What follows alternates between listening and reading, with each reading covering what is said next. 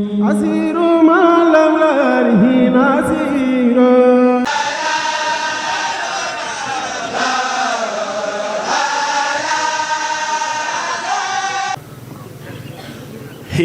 earth, all the materials around it, and then he create now the human being.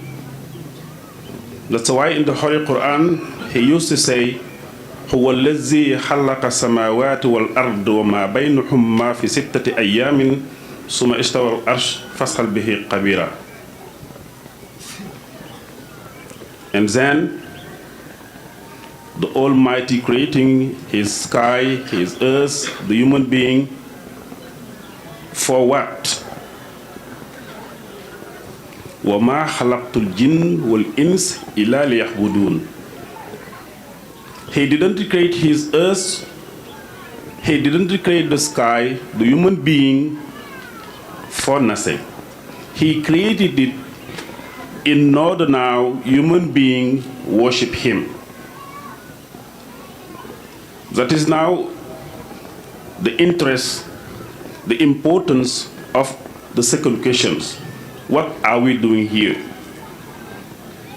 We are not here in the world for idleness. We are not here for sleeping and eating. We are here in order now to worship the Almighty. But there is now here a big problem. Since the beginning of the world, people used now to dispute about now religion. People have different conceptions, different understanding about now Islam.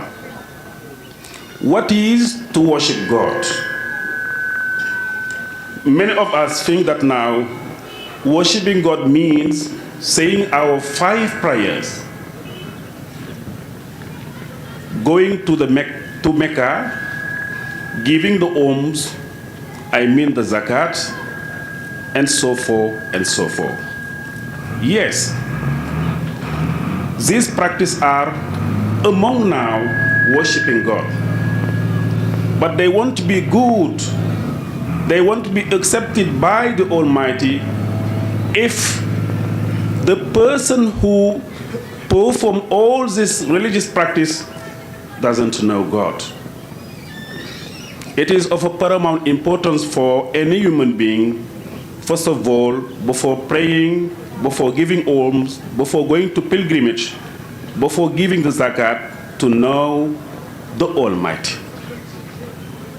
That's why in Hadith al-Qudsi, he said, تعرفوني قبل أن تعبدون فإن لم تعرفوني فكيف تعبدون.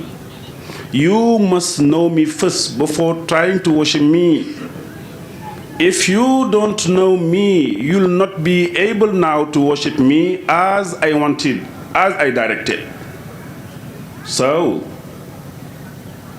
any human being in the world, even if you are from Senegal or from Egypt or from Italy, anywhere you can live in the world, in any ethnic group you must belong, what is compulsory for you is to know the Almighty.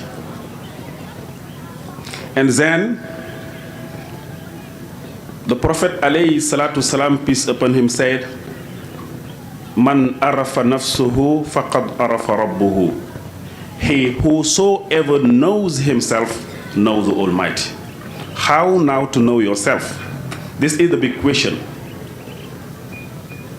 No one can know himself or herself by himself. It's impossible. You have to look for a spiritual guide. That's why God say also in the Holy Quran, Ya illazina amanu ittaqullaha wabtaqu ilayhi alwasila wa jahidu fi sabilihi la'allakum tuflihun. It is an obligation to have a spiritual guide who can lead you to God's path.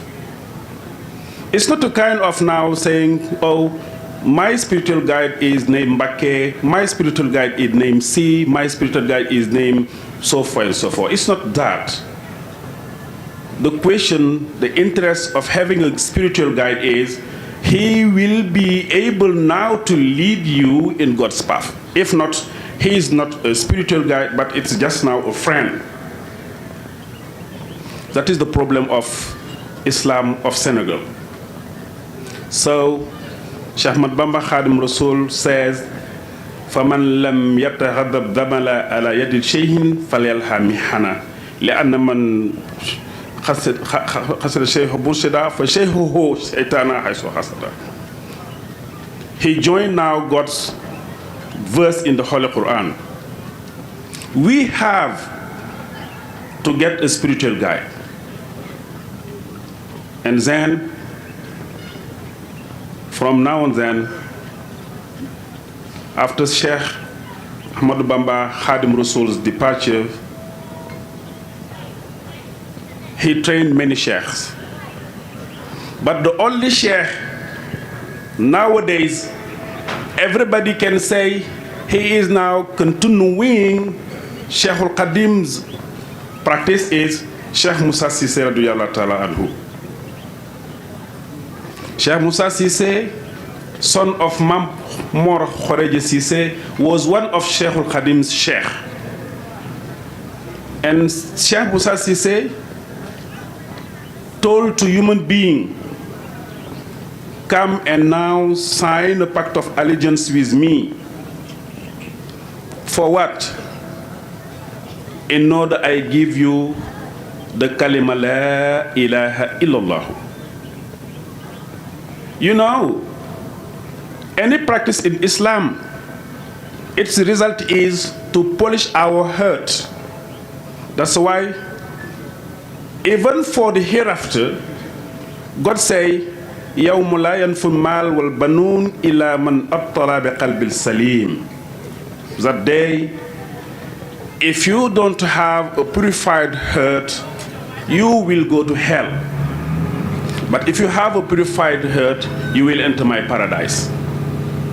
And now to polish this heart, you need somebody like Sheikh Suleiman Niane, who will give you in a legal way the kalima la ilaha illallah, which is in Tasawwuf considered as the soap, the water and the sponge which can now reach your heart inside it, which can now polish all the dirty things that are inside it.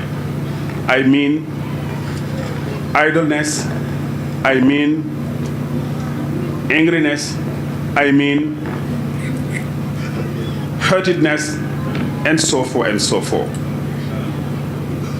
When somebody wants to enter Islam, he attests that now God is one by saying, Ashhadu an la ilaha illallah wa ashhadu anna Muhammadan Rasulullah.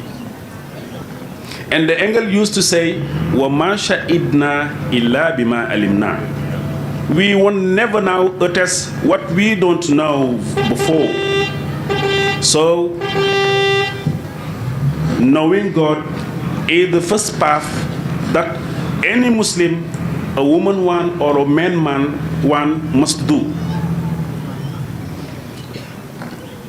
I said it a while ago, a sheikh like Sheikh Suleiman Niane nowadays is the only sheikh for Sheikh Musa's who vehiculates now this Islamic strategy. Up here to Morocco, Saint Fallou said it a while ago, Sheikh Suleiman, I won't say he is an illiterate marabout, but I will say it is God's gift for him.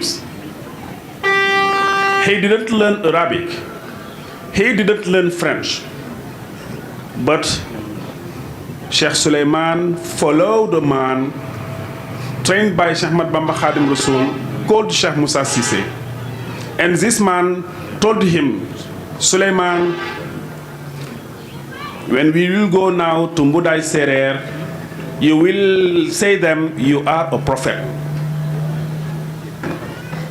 A prophet has always a divine message. And this divine message is the knowledge of God. So this is what pushed me to enter in my third questions. Where will we return? Undoubtedly, any of one here, one day